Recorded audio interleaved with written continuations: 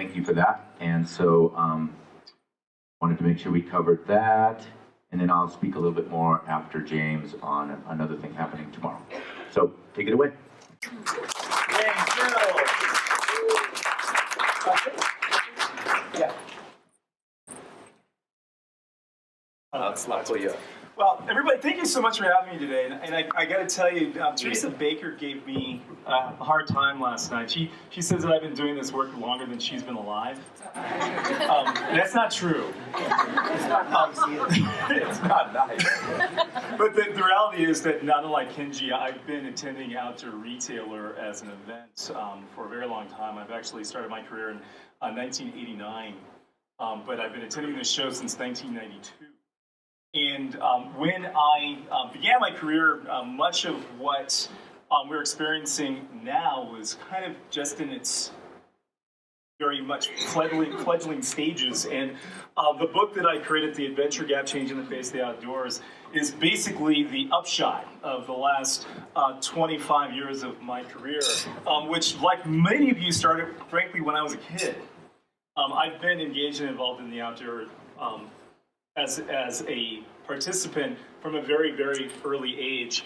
And after an experience in college, being able to exercise my personal interest and passion for the outdoors, I really had many opportunities to spend time in nature. I'm here with my very best friend, John Mayer. The year we graduated from college in 1988, hiking to the Grand Canyon for the first time. Directly after college, working for the Campus Outing Club, and this is not being happy. Yeah. Actually, working for the Campus Outing Club at the University of California, Berkeley, where I got a degree in anthropology and spent the very first year of my career in the industry working as a climbing instructor in Yosemite. Directly after that, actually, why don't I have you advance the slides for me? Being able to spend time with friends in the outdoors, and in this photograph, being able to do an ascent of Mount Whitney at the highest peak in the lower 48. But also being able to go on to have a career in the outdoor industry. And this is really where my story here begins. This photograph was taken my very first season as the first African-American sales representative for a little company you might have heard of called the North Face. And this was our sales force at the time, and I was one of 12 full-time professional independent sales representatives for the North Face. And as it happens, I was actually hired the same year that they hired the first woman to be an independent sales rep. And this is in 1992. And from there, I actually had the experience being able to travel around the country, but specifically in the Midwest Territory as an independent sales rep. And much of my job was to be the face of the North Face in 6 Midwestern states that I lovingly refer to as Louisiana Purchase. Because it basically represents Minnesota, Illinois, Iowa, Missouri, North and South Dakota, and the Upper Peninsula of Michigan. And me and my dog Jenga traveled that territory 35,000 miles a year, and had a fabulous time telling the story of outdoor recreation. And I was quite literally the face of this brand at the time. But one of the things that I realized was that there seemed to be a divide between who spends time in nature and who doesn't. Because many of the things that you probably recognize in all these photographs is that I was typically, if not exclusively, the only person of color. And something really kind of hit me that our industry did not reflect the racial and cultural diversity of our country.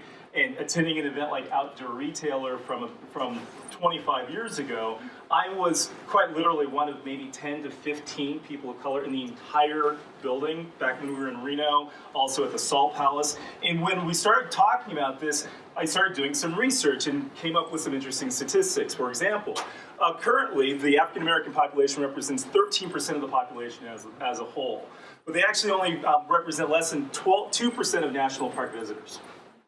Now, if you take a look demographically at where we are from the year 2000 to 2014, the nation's black population grew 35% faster than the population as a whole.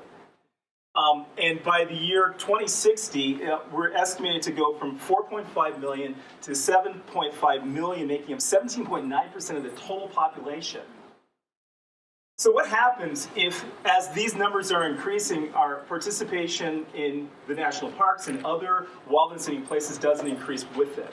And ultimately, I think that creates a problem, not just in terms of the industry of outdoor recreation, but the long-term preservation of our wild and scenic places. Because if we take a look at the demographic reality, it's estimated by the year 2045, fully half of the US population will be non-white.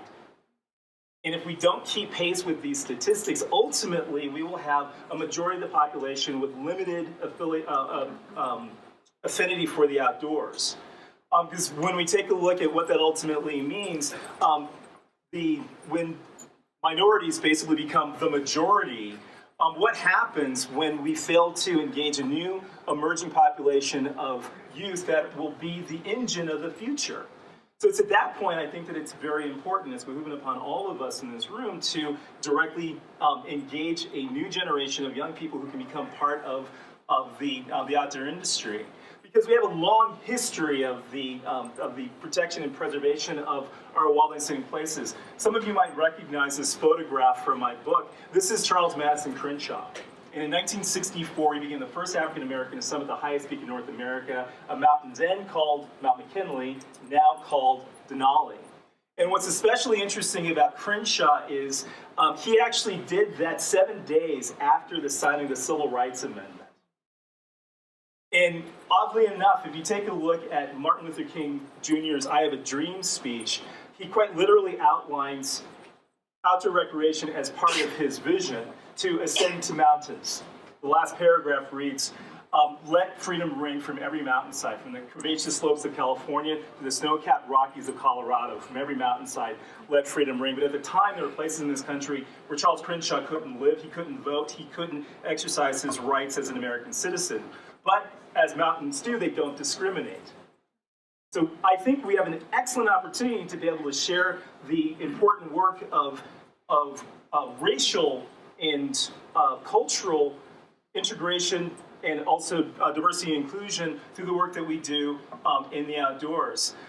In 2013, when we put together the first all-African-American team ascent of Denali, we actually put together a coalition of athletes that are reflective of an emerging population so that we now have solid visual representation of what mountaineers can look like. So hopefully, as we engage this new generation of young people, they will see people who look more like themselves. So much so that in 2018, Outdoor Afro successfully put the first team of all African-American climbers on the summit of Kilimanjaro.